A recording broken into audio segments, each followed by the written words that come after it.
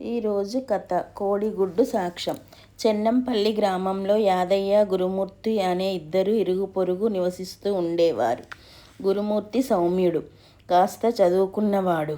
యాదయ్యకు చదువు లేకపోగా కానీ పనులు చేస్తూ ఇదేమని అడిగిన వారిని దౌర్జన్యంగా మాట్లాడేవాడు.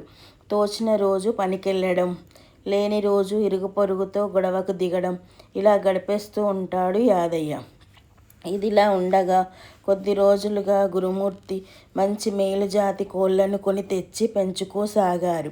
యాదయ్య కన్ను వాటిపై పడింది.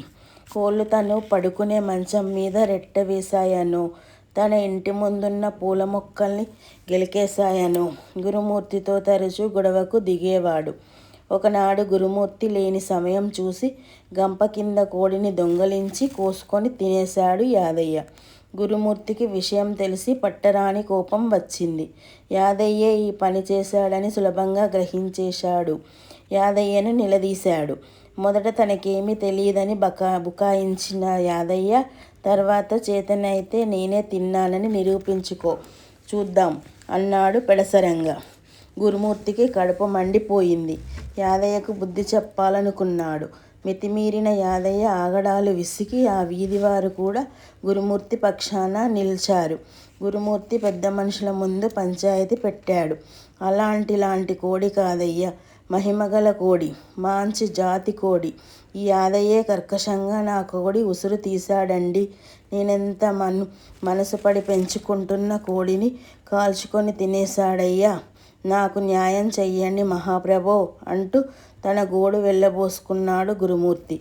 యాదయ్యే కోడిపెట్టెను దొంగలించడానికి ఏమైనా సాక్ష్యం ఉందా అని ప్రశ్నించారు పంచాయతీ పెద్దలు. ఏమీ లేదండి అన్నాడు యాదయ్య ఎగతాళిగా. ఎందుకు లేదు? నా కోడి పెట్టిన గుడ్డే సాక్ష్యం చెబుతాయి అన్నాడు గురుమూర్తి. కోడిగుడ్లు సాక్ష్యం చెప్పడమా? వింతగా ఉందే అనుకున్నారు అక్కడున్నవారు. ఇదిగోనండి, ఇది పోలేరమ్మ గుడిలో నుంచి తెచ్చిన తీర్థం. ఇవి నా కోడి పెట్టిన గుడ్లు అని 2 గుడ్లు సంచిలో నుంచి తీసి భక్తిగా కళ్ళకద్దుకొని వాటిని తీర్థంలో ముంచి తీసి ఒకటి యాదయ్య చేతికిచ్చి ఒకటి తాను తీసుకున్నాడు గురుమూర్తి. పోలేరమ్మ సాక్షిగా గుడ్డు సాక్ష్యం చెప్పుతుందయ్యా చూడండి అంటూ తన చేతిలోని గుడ్డుని నేలపై నిలువుగా ఉంచి బొంగరంలా తిప్పాడు. గుడ్డు తిరగలేదు. ఈసారి యాదయ్యను తిప్పమన్నాడు. యాదయ్యకు గురుమూర్తి ఏం చేయబోతున్నాడో అర్థం కాక తన చేతిలోని గుడ్డును తాను నేలపై తిప్పాడు. అందరూ ఆశ్చర్యపడేలా గుడ్డు గిరగిరా తిరగసాగింది. యాదయ్య అనుమానంగా మళ్ళీ తిప్పి చూశాడు. గుడ్డు నిక్షేపంగా తిరగసాగింది. చూశారా నా కోడిని దొంగలించడానికి యాదయ్య గంప చుట్టూ ఎలా తిరిగాడో ఈ గుడ్డు పోలేరమ్మ సాక్షిగా తిరిగి చూపుతుంది. ఇంతకన్నా ఇంకేం సాక్ష్యం కావాలే? బంగారం లాంటి నా జాతి కోడిని యాదయ్య పొట్టన పెట్టుకున్నాడు.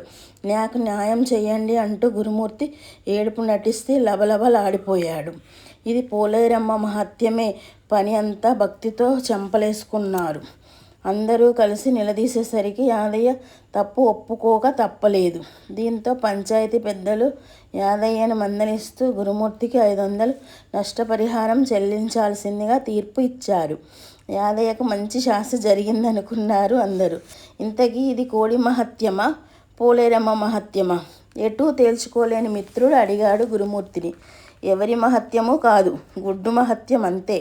యాదయ్యకిచ్చింది ఉడకబెట్టిన గుడ్డు, అది తిరుగుతుంది. నేను తిప్పింది పచ్చిగుడ్డు, ఇది తిరగదు అంతే అన్నాడు గురుమూర్తి పకపక నవ్వుతూ. ఇంతటితో కథ సమాప్తం. Thank you.